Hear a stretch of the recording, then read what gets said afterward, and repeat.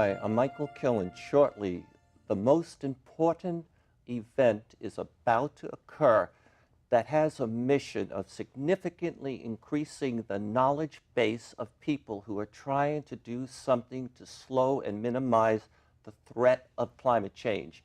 It is California's Climate Action Summit, and it will be held in two places, primarily Moscone in San Francisco, and hundreds, who knows, thousands of different places around the United States, around the world.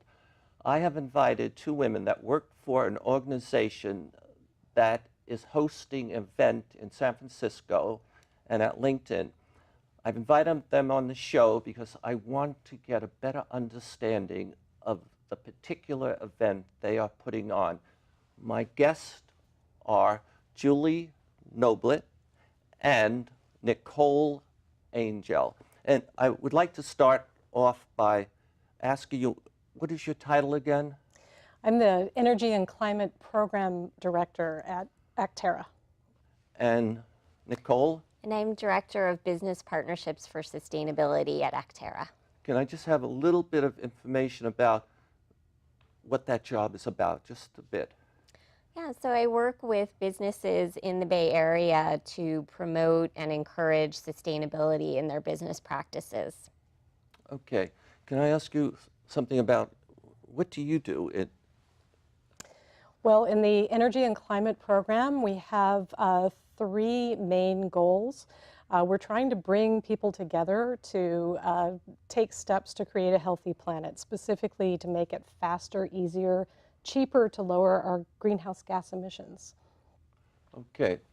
So I think I understand you're involved in different projects, and it's to help organizations find easy ways to reduce their emissions and maybe reduce their energy costs. All right, I want to say thank you. I'm glad to meet both of you. And now you answered from the point of view of your group, but what is the three most important goals or missions of Acterra? Well, the most important mission and the reason Acterra was established back in 1970 was to really bring people together to create a healthy planet. And today that really means mitigating the effects of climate change and getting us all to reduce our carbon emissions at home, at work, and in between. So our main programs really are the Go EV program, which encourages people to get out of their gasoline-powered cars and into electric cars or other forms of transportation. So it's Go Easy 1. Is that one of them? Yes. Can I have the second one The now? second one is to encourage people to reduce their greenhouse gas emissions at home through energy savings. So cars, home. That's right. And Nicole will talk about reducing carbon emissions at work. But one other important aspect of our program is our climate justice program, climate resilient communities. So climate justice interests me. Everything interests me. But tell me just a little bit about what you try to do with climate justice. Sure. We have a climate resilient communities program where we do a lot of work trying to make clean energy available to everybody, no matter their income level. So we've partnered with Grid Alternatives to help get solar panels for free on low-income houses, for example.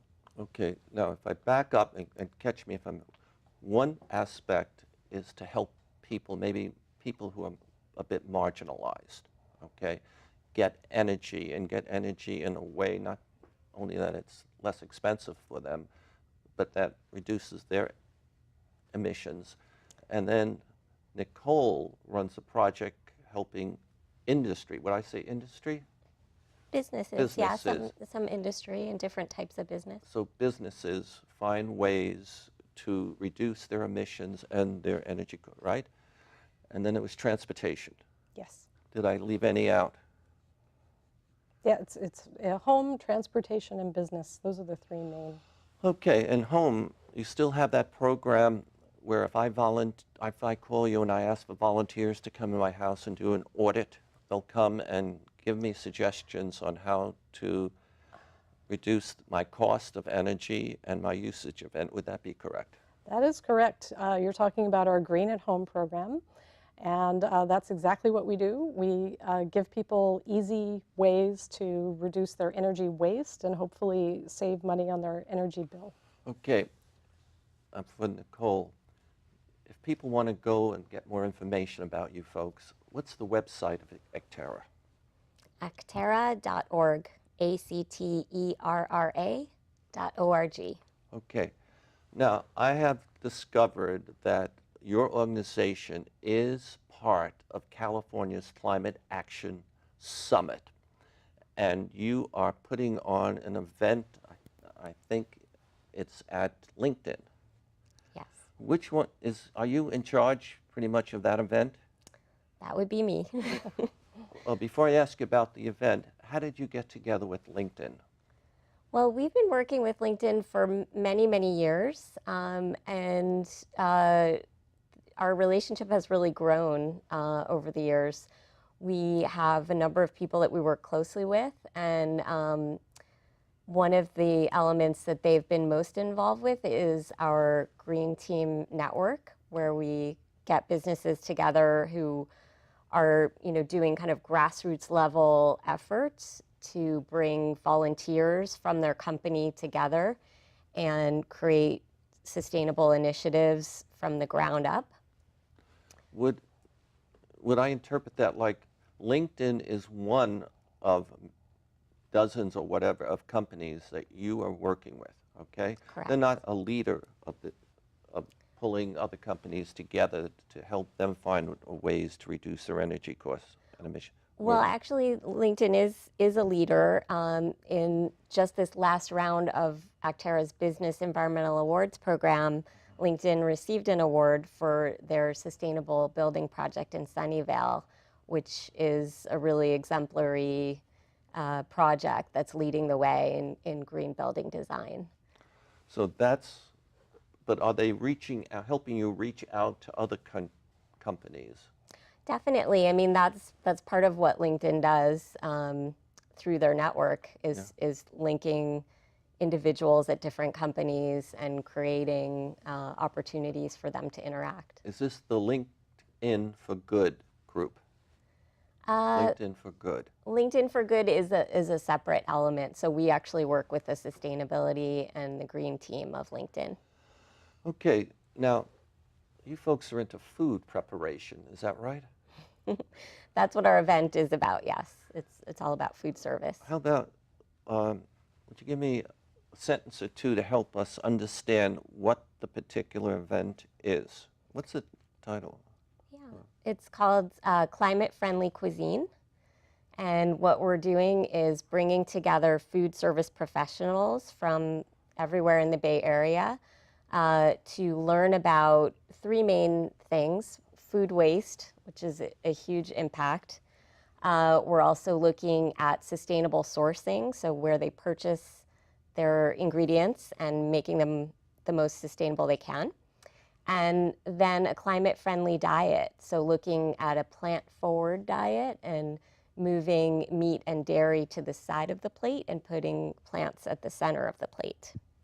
Interesting. Can we go back to the first one? The first one was sourcing. Sourcing, yes. Sourcing, and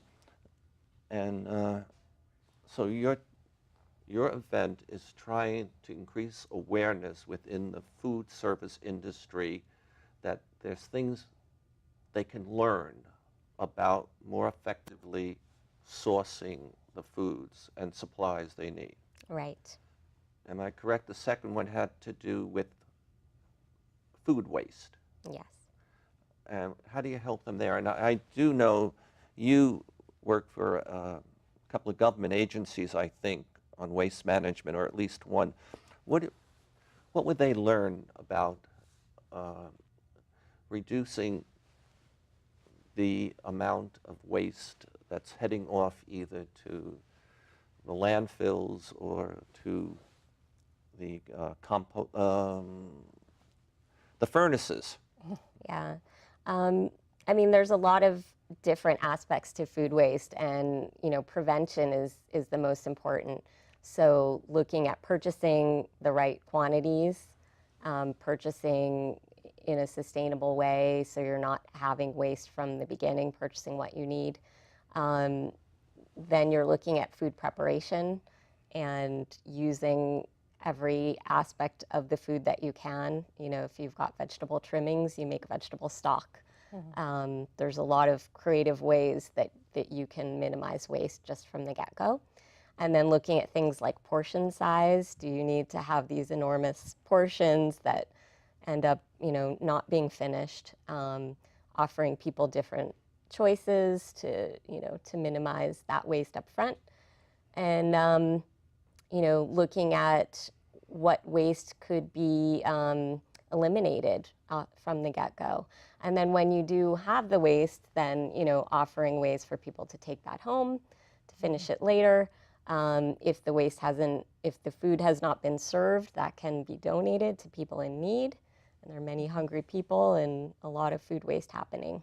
So, Michael, if I can add a little context Sure. I'd like you to. Is that you may know that we collectively waste about 40% of food in this country, and that represents not only a shame, but it's a huge waste of resources.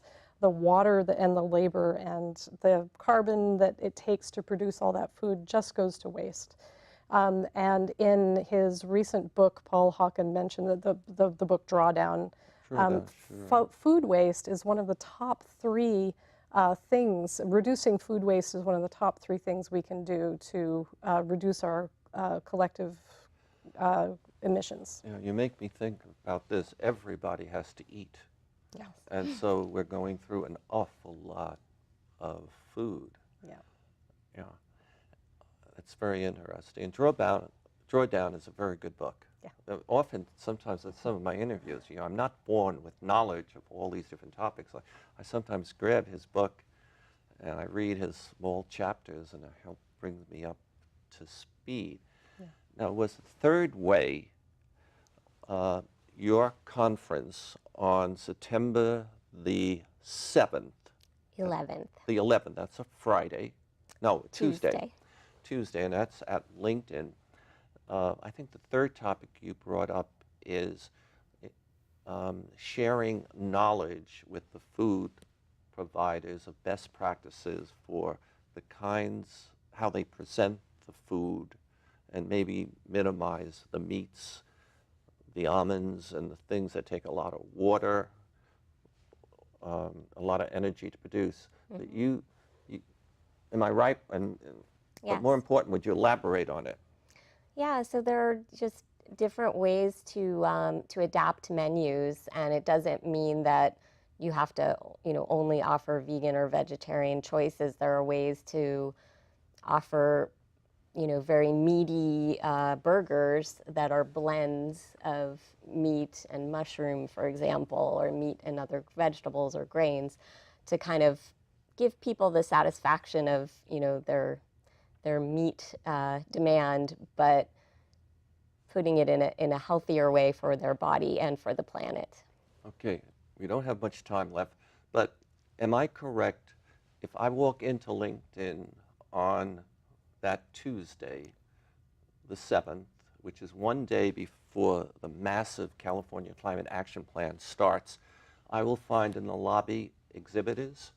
Yes. And sharing services they provide.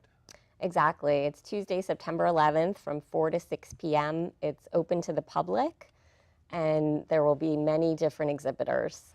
And are there lectures, and do you have to pay to get into the lectures? There is a registration fee, and you do need to pre-register if you want to attend the conference portion with the speakers. All right. What's the URL for registering? You can just go to acterra.org/climate-friendly-cuisine.